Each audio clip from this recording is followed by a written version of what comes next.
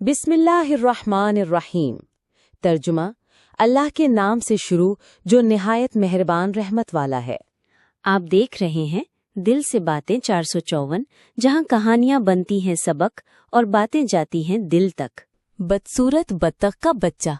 एक खूबसूरत झील के किनारे एक बत्तख के यहाँ बच्चे पैदा हुए। तमाम बच्चे प्यारे और खूबसूरत थे, मगर एक बच्चा बाकियों से मुख्तलिफ था। बदसूरत, बड़ा और थोड़ा अजीब। सब उसका मजाक उड़ाते, हत्ता कि उसकी माँ भी शर्मिंदा रहती। बच्चा उदास होकर जंगल चला गया। मुख्तलिफ जानवर उसे देखकर हंसते, लेकिन वो हिम्मत न हारा और एक दिन जब पानी में अपनी झलक देखी, वो हैरान रह गया। अब वो बदसूरत बत्तख का बच्चा नहीं, बल्कि एक खूबसूरत हंस बन चुका था। सब परिंदे उसके हुस्न को देखकर हैरत ज़दा थे।